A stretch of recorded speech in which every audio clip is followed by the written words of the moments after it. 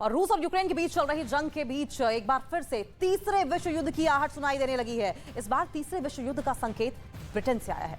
Britain के नए सैनिक कमांडर ने अपने सैनिकों को तीसरे विश्व युद्ध के मद्देनजर रूस से लड़ाई लड़ने के लिए तैयार रहने का आदेश दिया है। ब्रिटेन के जनरल ने ऐसी सेना बनाने की कसम खाई जो कि रूस को युद्ध में हरा सकती है। कैसे, इस रिपोर्ट को देखिए।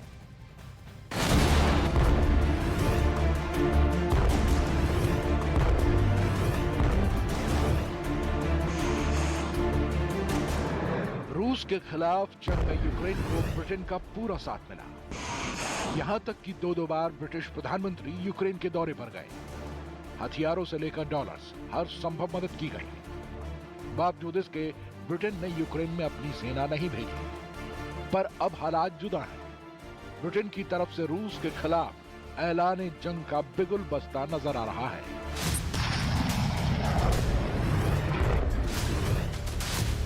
ब्रिटेन से आई तीसरे विश्व युद्ध की चेतावनी। तीसरे विश्व युद्ध के लिए ब्रिटिश सैनिकों को तैयार रहने का ऑर्डर। ब्रिटिश जनरल ने रूस को हराने की खाई कसम।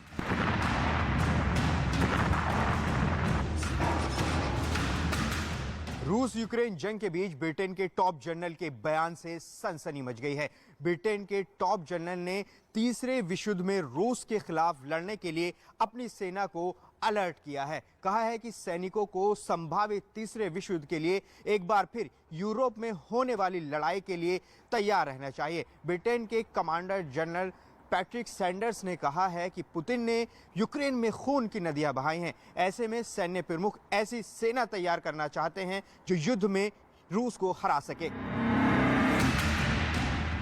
सन न्यूज के मुताबिक सैंडर्स की तरफ से ये चेतावनी ऐसे समय में आई है जब पैट्रिक सैंडर्स पिछले ही महीने chief of the general staff नियुक्त किए गए हैं। ब्रिटेन में chief of the general staff Patrick Sanders का ब्रिटिश आर्मी पर पूरा कंट्रोल है। इसका मतलब यह है कि ब्रिटेन के नए सैन्य कमांडर ने तीसरे विश्व युद्ध का बिगुल बजा दिया है।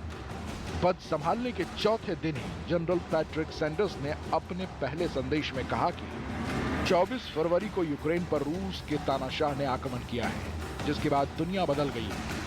अब हमारे सहयोगियों के साथ लड़ने और युद्ध में रूस को हराने में सेना को सक्षम बनाने की अनिवार्य जरूरत है। द सन की रिपोर्ट के मुताबिक दूसरे विश्व युद्ध का जिक्र करते हुए जनरल पैट्रिक सैंडर्स ने कहा कि अपने सहयोगियों की मदद करने के लिए हमें एक ऐसी सेना बनाने की जरूरत है जो रूस को हराने में सक्षम हो सके। इसलिए ब्रिटेन को यूरोप में एक बार फिर से लड़ने के लिए तैयार रहना होगा। पैट्रिक सैंडर्स ने कहा कि 1941 के बाद वो पहले जनरल हैं जिनके सामने यूरोप में संभावित जमीनी युद्ध के लिए चुनौती मिल रही है और अपने देश की रक्षा और युद्ध की स्थिति में जीतने के लिए तैयार रहना चाहिए।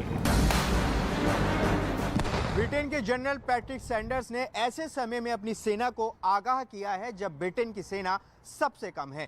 ब्रिटिश सरकार सेना में 73,000 सैनिकों की कटौती कर चुकी है। ऐसे में पैट्रिक सैंडर्स 300 सालों में सबसे छोटी सेना का नेतृत्व करेंगे। बावजूद इसके सैंडर्स ने कहा है कि वो अपनी सेना को अत्याधुनिक बनाएंगे और यूरोप में रूस के बढ़ते कदम को रोकेंगे। जनरल सैंडर्स इराक और अफगानिस्तान में भी नेतृत्व कर चुके हैं। ऐसे में उनके इस बयान को हल्के में नहीं लेना चाहिए, क्योंकि ब्रिटेन अगर सीधे इस जंग में कूद गया तो तीसरे विश्व युद्ध को होने से कोई नहीं रोक सकता।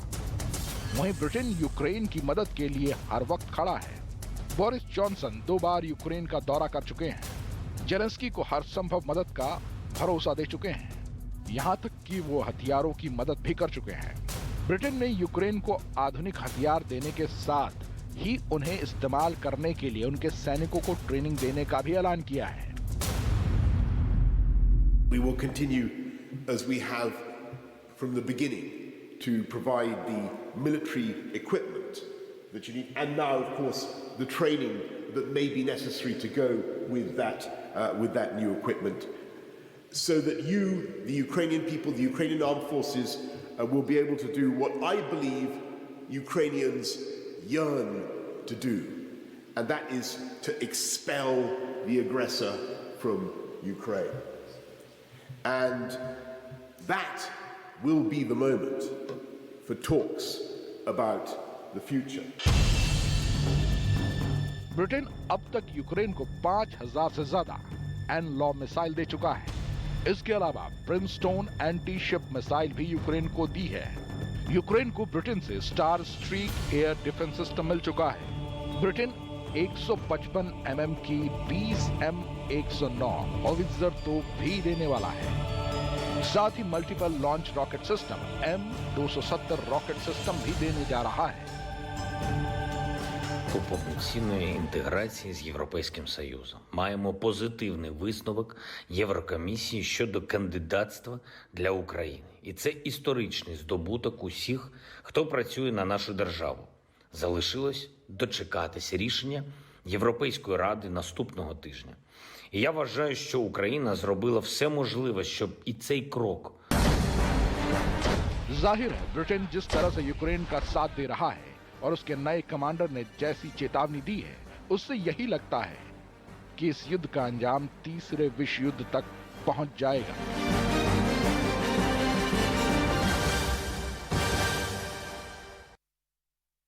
और रूस और यूक्रेन युद्ध से बड़ी खबर सामने आ रही है। रूस ने परमाणु पनडुब्बी से मिसाइल परीक्षण किया है।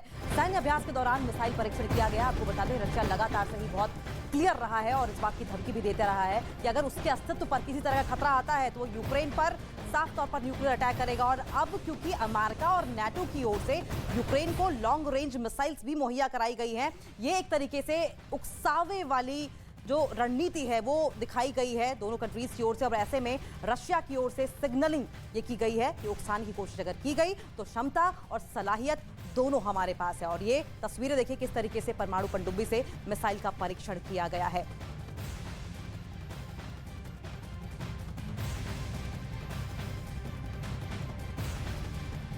तो रूस और यूक्रेन के बीच चल रही जंग में अमेरिका भले ही यूक्रेन के साथ हो, लेकिन वो सीधे रूस के सामने नहीं आ रहा है। लेकिन वहीं सीरिया में ऐसे हालात बन रहे हैं कि रूस और अमेरिका में युद्ध हो सकता है।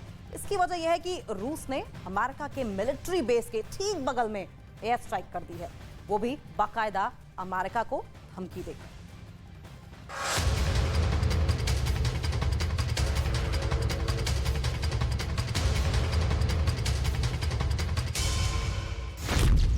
सीरिया में अमेरिका और रूस हुए आमने सामने। अमेरिकी बेस के पास रूस की एयर स्ट्राइक।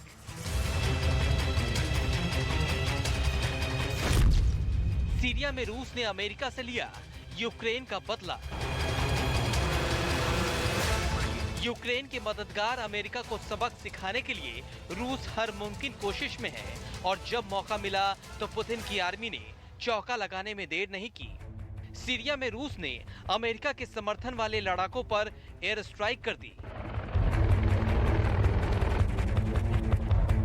इस एयर स्ट्राइक से रूस ने दो मैसेज दिए। एक तो वो सीरिया में कमजोर नहीं है और दूसरा ये कि दुनिया रूस को इतना कमजोर समझने की गलती कतई न करे। अगर उसने यूक्रेन जैसे एक देश पर जंग छेड़ दी तो वो